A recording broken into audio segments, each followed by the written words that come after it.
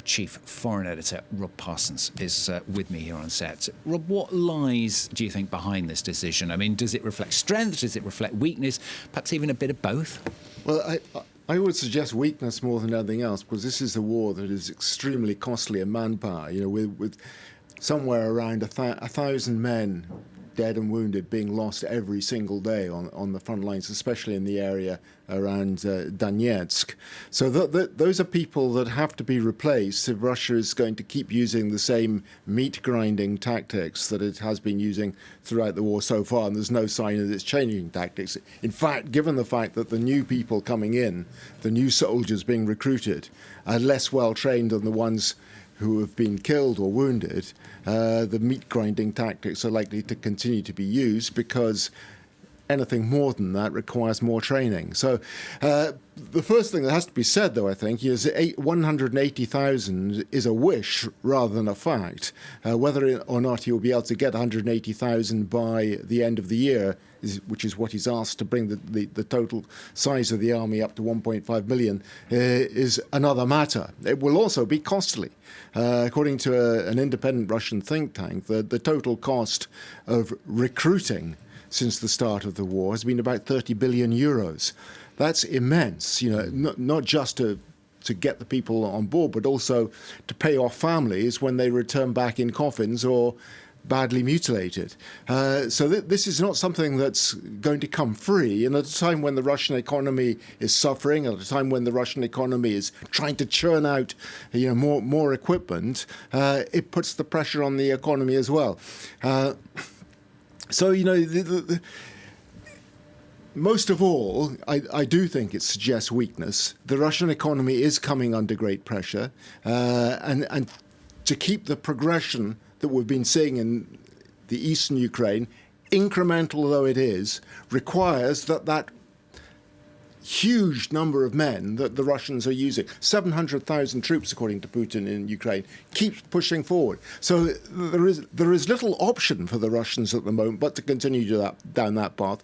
But, you know, I do have a doubt in my mind that they'll be able to get that 180,000 by the end of the year. Rob, it's well over a week now. We've been hearing about this Russian counterattack in Russia's Kursk region, large chunk of which has been in Ukrainian hands for the last 6 weeks it is now. Do we know what is going on there? Is there a real fight back?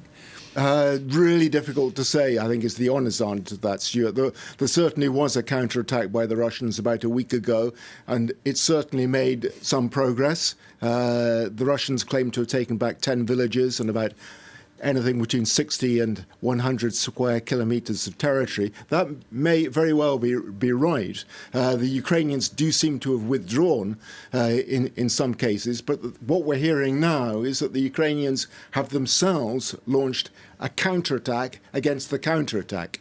The fighting has been going on in the west of that insertion that the Ukrainians made into the Kursk region. And now the fighting, if you look at this map here, you get a better idea. This is where the Russians have made their counterattack. This is where the Ukrainians have taken territory. Now the Ukrainians are making a counterattack around here. And the danger for the Russians is that these ones here could be encircled, and that the Russian forces to the west could be trapped between the Ukrainian border, the river to the north, and Ukrainian troops. So the Russians face a dilemma there, but the Ukrainians do too, because they're using up a lot of troops to maintain the pressure on the Russians in Kursk region at a time when the Russians themselves are pressing forward, as we were just talking about a second ago, in the Donetsk area. Can Ukrainians afford to have troops in the Kursk region when they need to be defending in Donetsk? That's the big dilemma they face. And it's not going to be long now, looking slightly further ahead, since winter starts setting in. Ukraine is still desperate, isn't it, to get this permission to use these medium-range missiles going into the winter? Yes, and President Zelensky is going to the United States next week. He'll be having talks with Joe Biden, and obviously top of the list is going to be the issue of whether or not Ukraine is going to be able to get the missiles that it wants, and whether it will be able to use them in the manner in which it wants. That's the really big question. And at this time, we can't really say. There does seem to be a suggestion that the Americans won't stand in the way of the British and French allowing Ukraine to use the missiles that they've given to Ukraine, but may step away from allowing Ukraine to use the ones that the United States has provided in small numbers thus far to Ukraine to attack deep into Russia. The big question, though, for Ukraine goes beyond that, and that is, with winter coming and memories of what happened last year. You remember there was a huge package put together for Ukraine in the United States, so $61 billion worth of military aid, but it got clogged up in Congress. The Ukrainians don't want that to be happening again because it had a major impact on the course of military operations along the front line throughout the summer, and not to Ukraine's advantage. So they're pushing to try and make sure that doesn't repeat itself, but they're, of course, extremely nervous that Donald Trump may become the next president. And he's made it clear that his support for Ukraine won't be anything like as strong as it has been under Joe Biden. So they're certainly nervous, and with winter coming anyway, with fighting will get tougher in some areas and perhaps slacken in others too. They really want to get as much equipment promised to them and delivered to them as soon as possible. Rob, thank you. Our Chief Foreign Editor, Rob Parsons, here on France 24.